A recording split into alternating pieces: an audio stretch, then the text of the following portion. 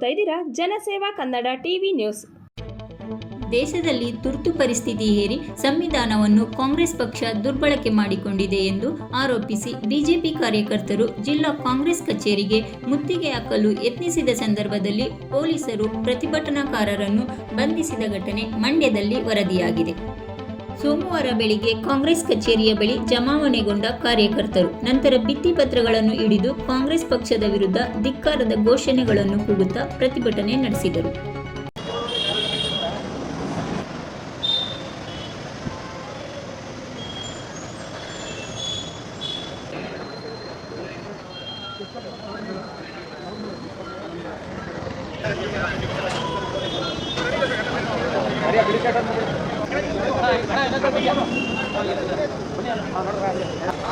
ಮಾಡ್ಬೋಣ ಕಡೆ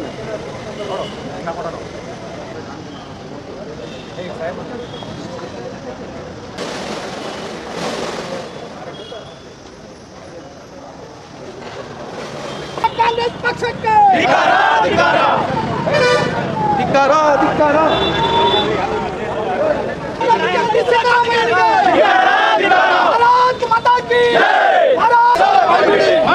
ಮಾತಾಡಿ ತುರ್ತು ಪರಿಸ್ಥಿತಿ ಹೇಳಿದ ಕಾಂಗ್ರೆಸ್ಸಿಗೆ ಕ್ಷಮೆ ಕೇಳಿ.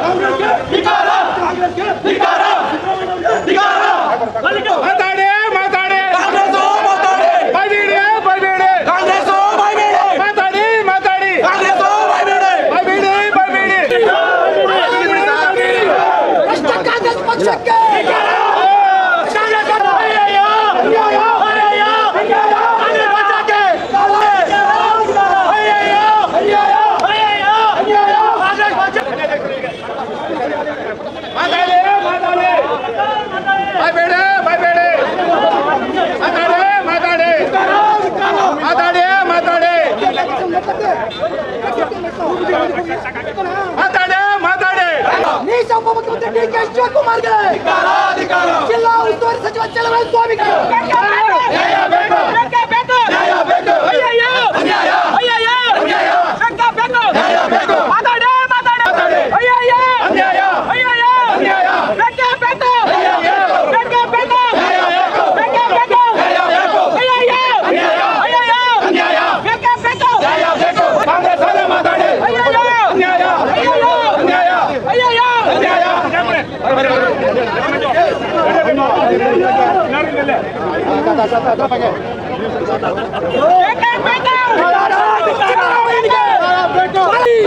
ಭ್ರಷ್ಟ ಮುಖ್ಯಮಂತ್ರಿ ಸಿದ್ದರಾಮಯ್ಯನಿಗೆ ರಾಹುಲ್ ಗಾಂಧಿಗೆ ಮಾತಾಡಿ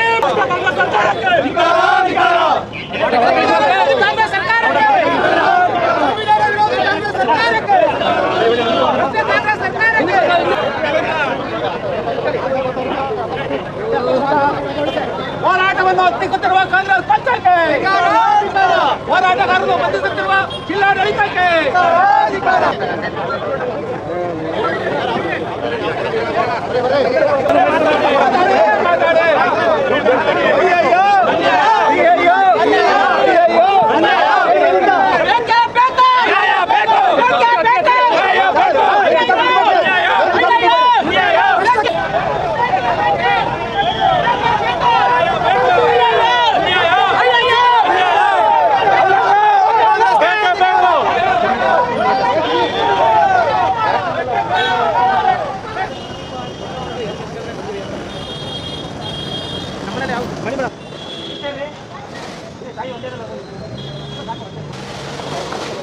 ಇವತ್ತು ಇಡೀ ಕರ್ನಾಟಕ ರಾಜ್ಯಾದ್ಯಂತ ನಮ್ಮ ರಾಜ್ಯಾಧ್ಯಕ್ಷರಾದ ಬಿ.ವೈ. ವಿಜಯೇಂದ್ರ ಮತ್ತು ನಮ್ಮ ಭಾರತೀಯ ಜನತಾ ಪಾರ್ಟಿಯ ಎಲ್ಲ ಹಿರಿಯ ನಾಯಕರ ಮಾರ್ಗದರ್ಶನದ ಮೇರೆಗೆ ಇವತ್ತು ಇಡೀ ರಾಜ್ಯಾದ್ಯಂತ ಎಲ್ಲ ಜಿಲ್ಲಾ ಕೇಂದ್ರಗಳಲ್ಲೂ ಕೂಡ ನಾವು ಕಾಂಗ್ರೆಸ್ ಕಚೇರಿಯನ್ನು ಮುತ್ತಿಗೆ ಹಾಕುವಂಥ ಕೆಲಸವನ್ನು ನಮ್ಮ ಭಾರತೀಯ ಜನತಾ ಪಾರ್ಟಿಯ ಎಲ್ಲ ನಾಯಕರುಗಳು, ಪದಾಧಿಕಾರಿಗಳು ಮತ್ತು ಕಾರ್ಯಕರ್ತರುಗಳು ಇವತ್ತು ಹಮ್ಮಿಕೊಂಡಿದ್ವಿ. ಇವತ್ತು ಮುತ್ತಿಗೆ ಹಾಕುವಂಥ ಕೆಲಸವನ್ನು ನಾವೆಲ್ಲ ಮಾಡಿದ್ವಿ.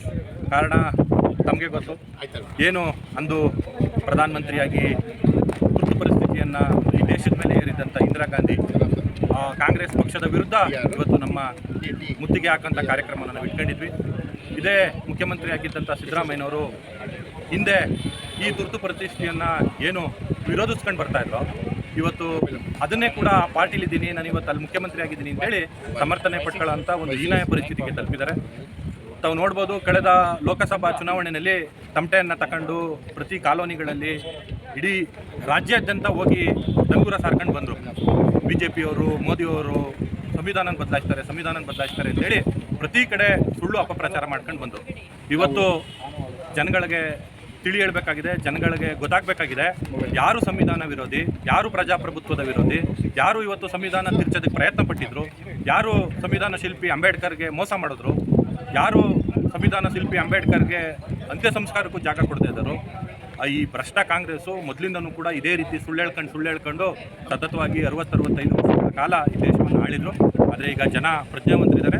ಆ ದೃಷ್ಟಿನಲ್ಲಿ ನಮ್ಮ ಮುಂದಿನ ಪೀಳಿಗೆಗೆ ಮತ್ತು ಎಲ್ಲ ಸಮಾಜದ ಜನತೆಗೆ ಏನಕ್ಕೆ ಈ ಸಂವಿಧಾನವನ್ನು ತಿರ್ಚಕ್ಕೆ ನಿಜವಾಗ್ಲೂ ಪ್ರಯತ್ನ ಪಟ್ಟಿದ್ದಾರೆ ಯಾರು, ಈ ಭ್ರಷ್ಟ ಕಾಂಗ್ರೆಸ್ ಬಗ್ಗೆ ತಿಳಿ ಹೇಳೋದಕ್ಕೋಸ್ಕರ ಇವತ್ತು ನಾವೆಲ್ಲ ಭಾರತೀಯ ಜನತಾ ಪಾರ್ಟಿಯ ಕಾರ್ಯಕರ್ತರು ಇವತ್ತು ಮುತ್ತಿಗೆ ಹಾಕಿದ್ವಿ. ಇವತ್ತು ಆ ಕಾರ್ಯಕ್ರಮ ಯಶಸ್ವಿಯಾಗಿದೆ.